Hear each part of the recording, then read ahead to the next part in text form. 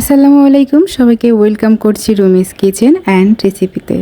আজ আপনাদের মাঝে হাজির হয়েছি নরম তুলতুলে স্পঞ্জি সাদা রসগোল্লার রেসিপি নিয়ে।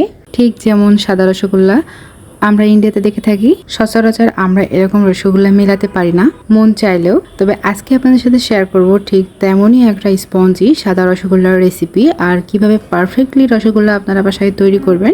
শুরু থেকে শেষ পর্যন্ত আপনারা ভিডিওটা কন্টিনিউ করলে বুঝতে পারবেন। তো চলুন চলে যায় এবার মূল রেসিপিতে, যে কিভাবে আমরা স্পঞ্জি রসগোল্লাটা আজকে তৈরি করব।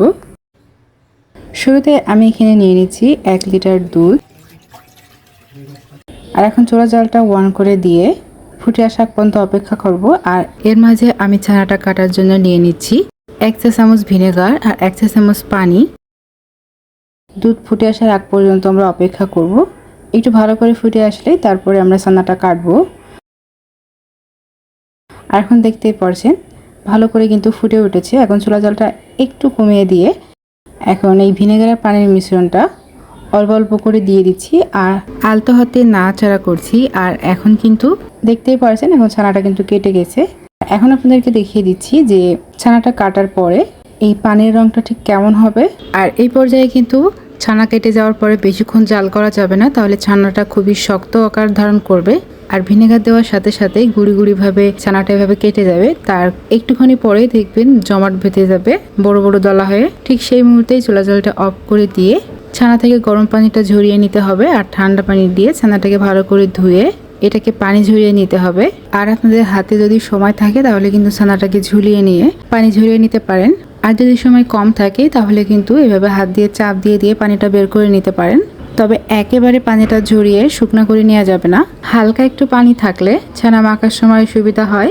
এই পর্যায়ে কিন্তু ছানা থেকে আমার খুব ভালোভাবে পানিটা ঝরিয়ে নেওয়া হয়ে গেছে। আর এখন এই কাপড় থেকে ছানাটাকে বের করে নেব। আর 1 কেজি দুধে ঠিক কতটুকু পরিমাণ ছানা হবে আশা করি আপনারা দেখে বুঝতেই পারছেন। আর এখন ছানার সাথে নিয়ে নিচ্ছি 1 চা চামচ ময়দা, 1 চা চামচ পাউডার মিল্ক, এতে টেস্টটা অনেক ভালো আসবে। আর নিয়ে নিচ্ছি 1 চা চামচ চিনি। আর এখন নিয়ে নিচ্ছি 1 চিমটির মতো অ্যারারুট। এই অ্যারারুট দেওয়াতে মিষ্টির গাটা অনেক তেলা হবে। আপনারা চাইলে এখানে বেকিং পাউডারটাও অ্যাড করতে পারেন। দোকানে যে মিষ্টিগুলো তৈরি করে তারা কিন্তু ঠিক এইভাবে তৈরি করে। আর চিনিতে মিষ্টির ভিতরে যে জালি জালি ভাবটা থাকে সেটা তৈরি করে। তো সব কিছু ভালো করে মিশিয়ে নিলাম। নিয়ে এখন ছানাটাকে ভালো করে ভেঙে নেব। ভেঙে হাত দিয়ে একটু গোড়া গোড়া করে নিচ্ছি। এরপর সব কিছু ভালো করে মিশিয়ে নিতে হবে। আর এই ছানাটাকে মেখে নেওয়ার সময় সব কাজ একটু আলতো হাতে করবেন, তাহলেই দেখবেন এই মিষ্টির রেজাল্টটা কিন্তু অনেক ভালো আসবে। তো এই পর্যায়ে ছানাটা মাখার জন্য প্লেটটা বারবার সরে যাচ্ছিল, তো এই কারণে আমি প্লেট থেকে এই বোর্ডের উপর ছানাগুলোকে শিফট করলাম। আর এখন হাতের তালুর নিচে নিয়ে ছানাগুলোকে সামনের দিকে এভাবে ডলা দিতে হবে, তাহলে ছানার ভিতরে থাকা যে দানাগুলো থাকবে সেগুলো কিন্তু একদম মিহি হয়ে যাবে। আর এই ছানাটা আমি মেখে নেব 7 থেকে 8 মিনিটের মতো। আর এই কাজটা একদমই এই আলতো হাতেই আমি কিন্তু করছি। আর একটু খেয়াল রাখতে হবে যাতে ছানা থেকে যাতে এক্সট্রা ফ্যাটটা যাতে না বেরোয় যায়, তাহলে কিন্তু মিষ্টিটা তৈরি করার পরে সফট হবে না, অনেক শক্ত হয়ে যাবে। আর এখন কিন্তু আমার ছানাটা একদমই রেডি হয়ে গেছে। হাত দিয়ে দলা করলে কিন্তু মিষ্টির শেপও চলে আসছে। তো এই পর্যায়ে আমি এখন চুলাতে 1 কাপ চিনি দিয়ে দিলাম, আর 4 কাপ পানি দিয়ে দেব। 1 কাপ চিনির সাথে 4 থেকে 5 কাপ পানি এখানে আপনারা অ্যাড করতে পারবেন। তো এই পর্যায়ে কিন্তু আমার পানি অ্যাড করা হয়ে গেছে। আর মিষ্টিতে একটা সুঘ্রাণ আনার জন্য এখন দিয়ে দিচ্ছি 2টা এলাচ ফল, একটু ফাটিয়ে দিয়েছি, এটি এলাচের একটা স্মেল আসবে পানিতে।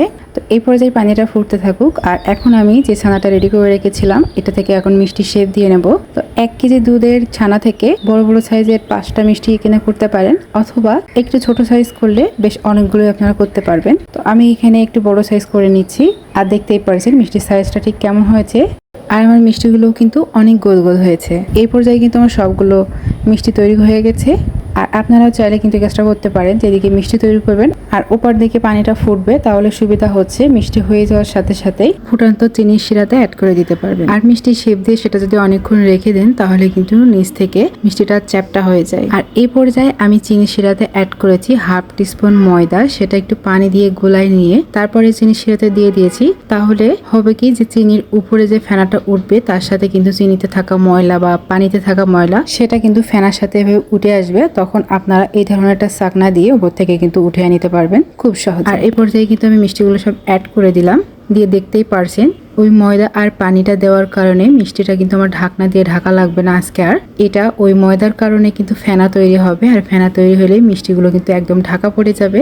সেক্ষেত্রে ঢাকনার কাজটা কিন্তু এই ফেনাতেই করে দিবে, আর মিষ্টিগুলো কিন্তু তলায় পড়ে থাকবে আর সেটা কিন্তু রাউন্ডে শুধু ঘুরবে। তো এই পর্যায়ে চুলা জালটা আমি হাইতে রেখে 10 মিনিট এইভাবে মিষ্টিটাকে ফুটিয়ে নিয়েছি, আর তারপর চুলার জালটা একটু কমিয়ে দিয়েছি, দিয়ে আবারও 10 মিনিট হাই ফ্লেমে রেখে দিলাম। ঠিক 25 মিনিট পরে এখন আমি একটা মিষ্টি তুলে পানিতে দিয়ে দেখছি যে মিষ্টিটা আমার হয়েছে কিনা। তো আপনারা দেখতেই পারছেন যে মিষ্টিটা যখন আমি পানিতে দিয়েছি এটা কিন্তু পানির নিচে ডুবে গেছে। আর ঠিক 40 মিনিট পরে আমি চুলা জালটা অফ করে দিলাম, আর এখন কিন্তু আমার মিষ্টিগুলো হয়ে এসেছে। আর এখানে আরেকটা টিপস আপনাদেরকে দিয়ে রাখি, মিষ্টি তৈরি করতে করতে যখন মিষ্টিগুলো আপনারা সিদ্ধ করবেন সেক্ষেত্রে যদি মিষ্টির পানি কমে যায় আপনারা কিন্তু সেখানে অবশ্যই গরম পানি অ্যাড করবেন, সেটা অল্প অল্প করে পানি অ্যাড করতে হবে। আর আমার যেহেতু এখানে 1 কেজিতে মাত্র 5টা মিষ্টি হয়েছে সেক্ষেত্রে কিন্তু আমার এখানে কোনো পানি অ্যাড করতে হয়নি, তাই আমি আপনাদেরকে দেখাতে পারলাম না। তবে আপনাদের যদি এরকম মনে হয় মিষ্টির পানিটা কমে গেছে, মিষ্টিটা ঠিকঠাক ফলেনি, সেক্ষেত্রে কিন্তু অবশ্যই মিষ্টিতে এভাবে গরম পানি অ্যাড করে নেবেন। তো এই পর্যায়ে আমি মিষ্টিটাকে একটা বোলে সার্ভ করে নিলাম,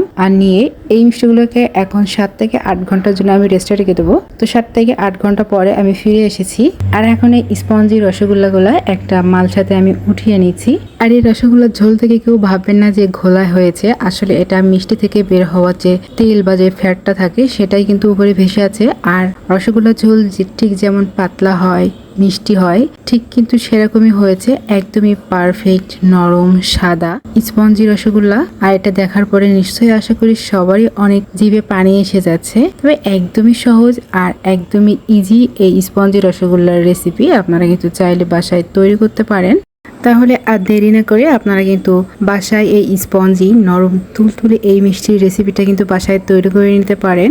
আর এখন একটা মিষ্টি তুলে মাঝখান থেকে কেটেও আপনাদেরকে দেখিয়ে দিলাম যে মিষ্টির ভিতরে কতটা রসালো আর কতটা পারফেক্ট হয়েছে, দেখতেই পারছেন ঠিক যেন একদম দোকানের রসগোল্লার মতো হয়েছে। সচরাচর কিন্তু সব জায়গাতে স্পঞ্জি মিষ্টির খোঁজ পাওয়া যায় না, আর চড়া দামে বাজার থেকে এই স্পঞ্জি রসগোল্লা না খেয়ে আপনারা কিন্তু খুবই স্বল্প খরচে অল্প উপকরণ দিয়েই কিন্তু বাসায় এই মিষ্টি তৈরি করে নিতে পারেন। আর এই বিষয়ে যদি আপনাদের কোনো প্রশ্ন থাকে তাহলে কিন্তু আমাকে কমেন্ট করে জানাতে পারেন।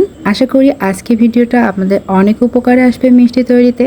আর ভিডিও ভালো লাগলে অবশ্যই লাইক কমেন্ট শেয়ার করে সাবস্ক্রাইব করে দিতে ভুলবেন না। সবাই সুস্থ থাকবেন, ভালো থাকবেন, আল্লাহ হাফেজ।